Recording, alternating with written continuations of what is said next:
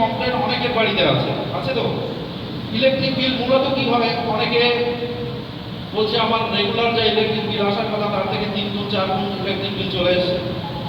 আপনাদের সবসময় মাথায় রাখতে হবে এই সব সমস্যাগুলো সমাধান করা যায়, তার একটা ওয়ে আছে। সেই ওয়েটা আপনারা জানেন না বলে অনেক সময় বিভিন্ন জায়গায় গিয়ে ঝামেলা করতে হয়। প্রথমত, আগে ইলেকট্রিক বিল নিয়ে যা কিছু সমস্যা হতো সেগুলো ডিরেক্ট আমাদের কাছে কমপ্লেন হতো। আমরা কি করতাম, ইলেকট্রিক অফিসকে ডাকতাম, ওখানে ওরা আসতো, আপনারা থাকতেন, যিনি কমপ্লেন করেছেন আমাদের অফিসে বসেই মীমাংসা হতো। এখান থেকে বিলটাকে কমিয়ে দেওয়া হোক বা যা কিছু করা হোক সেখান থেকে সেটেল হয়ে যেত। এরপরে ইলেকট্রিক সাপ্লাই, যখন ইলেকট্রিকের বিলের কমপ্লেনের সংখ্যা অনেক বেশি হয়ে গেল, ইলেকট্রিক সাপ্লাই এই মুহূর্তে ওদের একটা লিগ্যাল সেল আছে। তার মানে হচ্ছে, প্রথমে যদি আপনার ইলেকট্রিক সংক্রান্ত কোনো অভিযোগ থাকে, আগে আপনাকে ওদের কাছে একটা অ্যাপ্লিকেশন করতে হবে।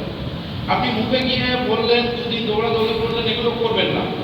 কারণ সরকারি দপ্তরে সবসময় আপনাকে কোনো না কোনো একটা কমিউনিকেশনের রেকর্ড রাখতে হবে। আপনি যখন আমাদের অফিসেও কমপ্লেন করতে আসবেন, আপনি যখনই যে কমপ্লেন করতে আসবেন, আমরা সবসময় সেগুলোকে একটা রিসিভ কপি আপনাকে দিয়ে দেবো। কারণ হচ্ছে আপনার কাছে একটা রেকর্ড থাক মিনিমাম।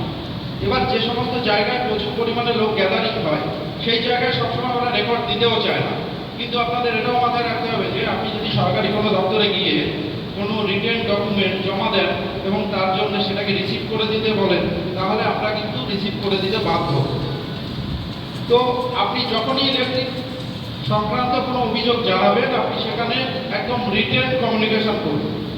যদি ইলেকট্রিক ডিপার্টমেন্ট নিজে থেকে কোনো রকমের ব্যবস্থা না নেয়, তাহলে তার কপি সহ আমাদের কাছে অভিযোগ জানান, আমরা কিন্তু সেটাকে দেখব। এবার আমাদের যে কমপ্লেন সলভ করার ধরন, এটা একদম সালিশি সভার মাধ্যমে, আমাদের পঞ্চায়েতে যেমন হয়, বিডিও অফিসের বা বিভিন্ন জায়গায় এক সালিশি সভার মাধ্যমে আমাদের এখানে সংশোধন হয়, মানে সমাধান করা হয়। আপনি প্রসিডিওরটা হচ্ছে, আপনি চাইলে একটা সাদা কাগজে আপনি কমপ্লেন লিখে আমাদের কাছে জমা দিলেন। সেখানে যেটা যেটা লিখতে হবে একদম ক্লিয়ার, ফার্স্ট আপনার নাম, ফোন নাম্বার, আপনার কমিউনিকেশন অ্যাড্রেস, যেখানে আমরা চিঠি পাঠাবো। তারপরে প্যারায় লিখতে হবে যার বিরুদ্ধে কমপ্লেন আছে আপনার, তার নাম, ফোন নাম্বার এবং চিঠি পাঠানোর অ্যাড্রেস। তারপরে লিখতে হবে আপনি কিভাবে ঠকেছেন। তারপরে লিখতে হবে আপনি কি প্রতিকার চাইছেন, একদম প্যারা ওয়াইজ এভাবে লিখতে হবে।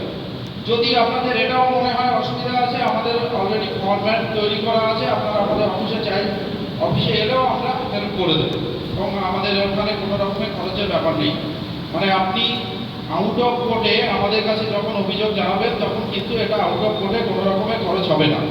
আপনার যা বিল রসিদ জেরক্স করতে যেটুকু খরচ, অনলি একটু। এবার আমাদের এখানে দুই পক্ষকে ডেকে সালিশি সভার মাধ্যমে মীমাংসা করে দেওয়ার চেষ্টা করি। এবার বাই চান্স যদি কোনোটা না হয়, তাহলে কি হয়, আমাদের অফিসের পাশেই, আমাদের একই ছাদের তলায় আরেকটা কোর্ট থাকে, যেটাকে বলা হয় কনজিউমার কমিশন। আগে ছিল কনজিউমার ফোরাম, এখন নাম চেঞ্জ হয়েছে কনজিউমার কমিশন। তো কনজিউমার কমিশনে কি হয়, বেসিক্যালি ওখানে আপনি নর্মাল কোর্টে যেরকমভাবে কেস করতে হয়, ওখানেও কিন্তু ঠিক একই রকমভাবে কেস করতে হবে, একই প্রসিডিওর। এবার ওখানে জাজ থাকেন, দুজন মেম্বার থাকেন। যিনি কনজিউমার কমিশনের জাজ থাকেন, তিনি কিন্তু একজন এক্স জাজ, যিনি ডিস্ট্রিক্টে এতদিন ধরে দায়িত্ব পালন করেছেন। অবসর নেওয়ার পরে তাকে 5 বছরের মধ্যে আবার 5 বছরের জন্য রিক্রুট করা হয়, তিনি জাজমেন্ট দেবেন। এবং টোটাল প্রসিডিওরটাই কিন্তু একদম কোর্টের প্রসিডিওর। এখানে একটা 180 দিনের একটা টাইম লিমিট আছে। মানে ধরুন আজকে আপনি কমপ্লেন করলেন, এটাকে 180 দিনের মধ্যে তার রায় এই কোর্টে শোনাতে হবে। কিন্তু অসুবিধা হচ্ছে, এখন কেসের সংখ্যা এত বেশি যে এই টাইম লিমিট সবসময় থাকছে না। এবার এই টাইম লিমিট না থাকলে, ধরুন করোনার যে টাইমটা গেছে, ওই টাইমে প্রচুর পরিমাণে পেন্ডিং হয়ে গেছে, এবং সেই পেন্ডিং কেসগুলো এখনও ওই টাইম লিমিটের মধ্যে কিন্তু সলভ হচ্ছে না। তো আপনাকে ধরে নিতে হবে যখনই আপনি কোর্টে কেস করবেন, তখন আপনাকে আরেকটু বেশি টাইম লাগবে। কিন্তু নর্মাল যে জাজ কোর্টগুলো আছে বা এমনি কোর্টগুলো, তার মতো নয় যে আপনি 4 বছর, 5 বছর, 10 বছর ধরে লেগে থাকলেন, এরকম নয়।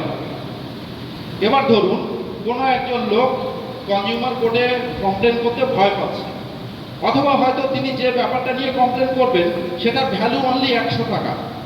এবার ওনার মনে হতেই পারে যে আমি 100 টাকা পাওয়ার জন্য আমি কত দূর দৌড়াবো। বা কনজিউমার মানে কোর্টের যে প্রসিডিওরটা আছে সেটা যেহেতু আলাদা, উনি জানেন না, একজন উকিল ধরতে হবে।